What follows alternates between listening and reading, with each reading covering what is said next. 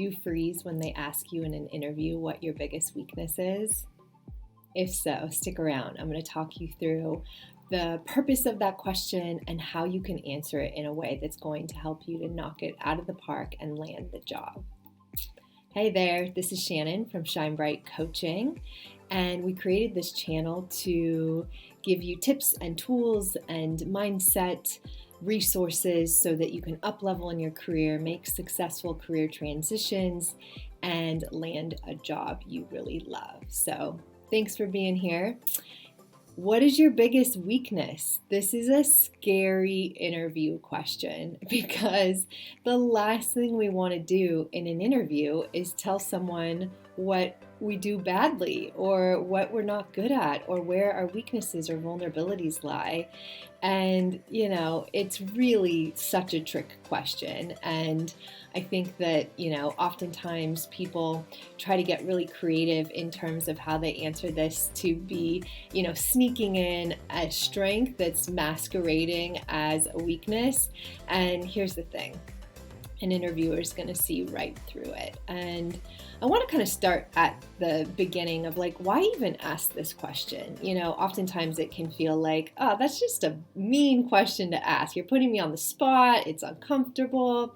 But I think, what interviewers are really looking for in that moment is, does this person have self-awareness, right? Are they self-reflective?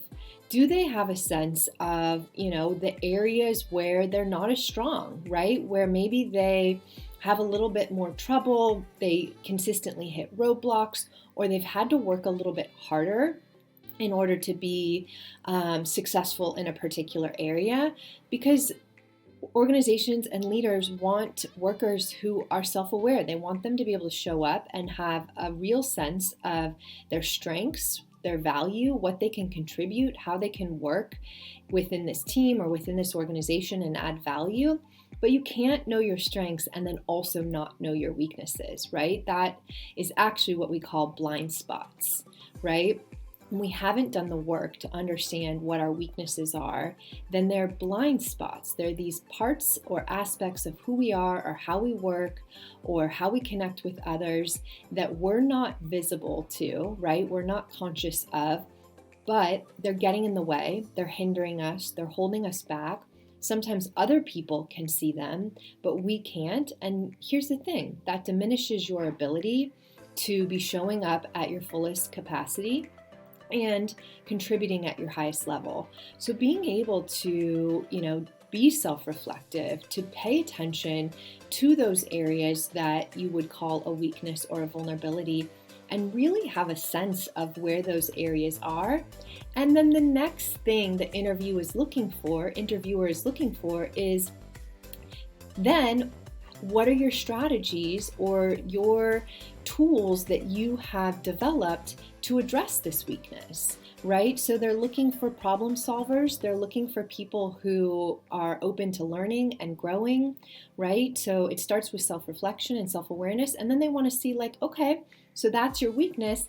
What do you do about it? Right? How do you work with that? What are your strategies and tools in order to make sure that this doesn't consistently get in your way or it's not a roadblock to you being successful? So I think those are the two main components that the interviewer is really paying attention to. And so when we're answering this question and we're trying to kind of actually say, this is a strength, but I'm, answering this question like it's a weakness, you're missing the point of what they're really trying to get at.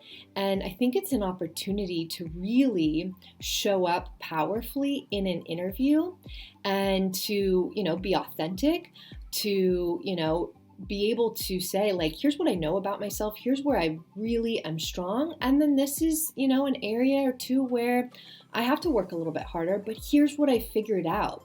And if you can kind of walk them through, this is my vulnerability, this is the blind spot, and here's my strategy, or here's what I know works, or here's some tools or systems, right, that I've put into place that allow me to still be successful, right? To not get deterred or blocked by this weakness. So I want to walk you through a few ways that people might be answering this question that is not working in an interview. And then I'm going to walk you through maybe some suggestions on how you could answer those questions in a way that's actually empowering and shows that you've done the work to understand you're self-aware, you know your weaknesses are, and you're not going to let them get in the way of being successful in this role. So let me walk you through what some of these are. Okay, so the first way that someone can answer the "what is your biggest weakness" question in an interview in a way that is not going to impress the interviewer is, "I'm a perfectionist." Right? This one comes up all the time, and people think they're being really clever because it's really couching, "I do really good work and have really high standards, but I guess a perfectionist isn't great, so I'm going to say that's my weakness." They're going to see right through this. It shows that you're not willing to be honest and authentic. It also, again, is not showing that there's a lot of reflection on why is this a weakness? Why is this getting in your way? What's the vulnerability that comes along with this, right? So I think there's a bigger opportunity in terms of how you could answer this question. So here's my solution. Instead of saying, "I'm a perfectionist," you can say, "I can be so detail-oriented, trying to make sure my work is perfect, that I can get stuck in the weeds and it slows me down."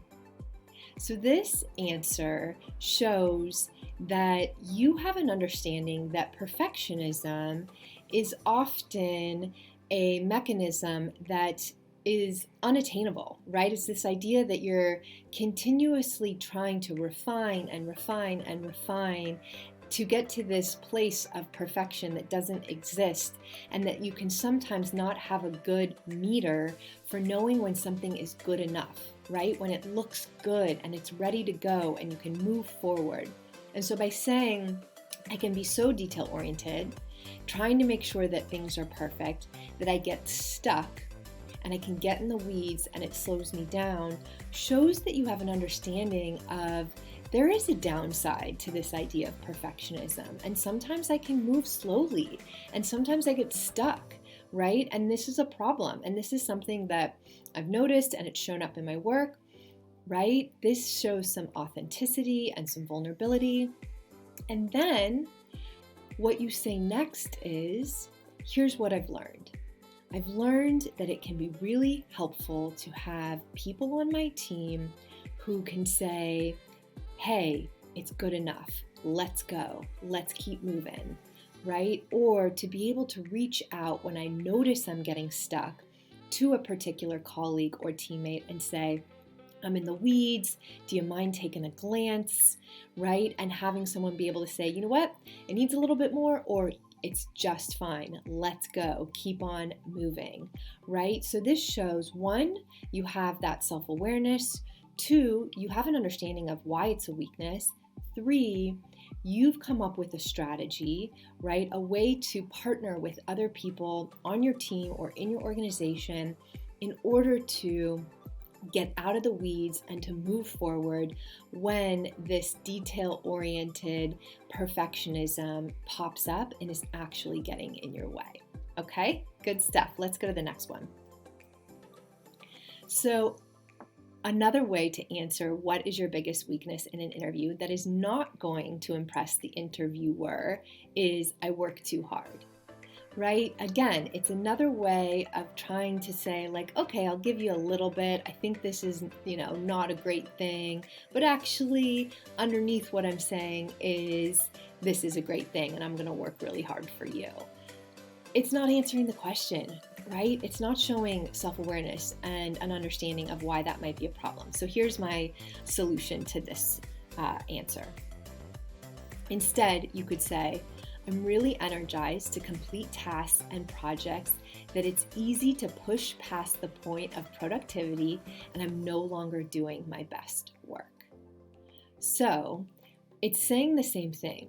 I work really hard, right? I really want to get things done and accomplished and finished, right? But here's the thing. There is a downside to that. If you have no sense of boundaries, or if you're working late into the night every night, or you're continually saying yes to things when your plate is already full, there's a downside to that, right? We all have a capacity that we can hit. And if you're someone who does not have a good meter for knowing when I'm at full capacity, I can't do any more, I'm exhausted, I'm actually not performing at my best, and you are the person who just keeps going and pushing past that, your effectiveness is diminished, right? It also makes you vulnerable to burnout and exhaustion, and it overall is a weakness. So you can answer that question by saying, I have a recognition that pushing aspect of me, I can use it too much. I can take it too far, and it actually gets in my way. Then you follow up by saying, so here's what I've learned. I have put in systems into place where I have a stop time, right? I put an alarm on my phone, and once that alarm goes off, I close my computer, I finish up what I need to, and I'm done for the day. Or I schedule in breaks in between my, meetings or my projects to make sure that I have some time in my day to kind of check in with, like, where am I at? What's going on? Do I have enough time to finish this? Can I say yes to another project, right? Or I partner with other people on my team or in my organization who are also trying to be really mindful about their hours and working within, the scope of a work day and not pushing past that. And so we keep each other accountable so that we can go home on time and show up the next day refreshed and ready to work and be at our prime and be productive. So those are just a few examples, but it's really, again, being able to show, like, working too hard has a downside. There is a point where it no longer has returns, right? Those returns are diminished. And so by being able to say, this no longer works for me, or it has gotten in my way in the past, and I've figured out some systems or some partnerships or some ways of dealing with this instinct to keep pushing so that it's no longer a block. It no longer gets in my way of being productive and successful and being able to show up at my best. Okay, let's do one more. So the way you could answer what is your biggest weakness in an interview that is not going to impress the interviewer is, it's hard for me to work with lazy people. Right? I'm sure many of you have had this thought or this feeling, but saying this in an interview is not going to impress the person who's interviewing you. One, it shows a complete lack of self-awareness in terms of, who you are, what you bring, but also the potential of what other people can bring. And, immediately you're also kind of putting yourself in a one-up position. So here's a solution for how you could maybe talk about this in a different way.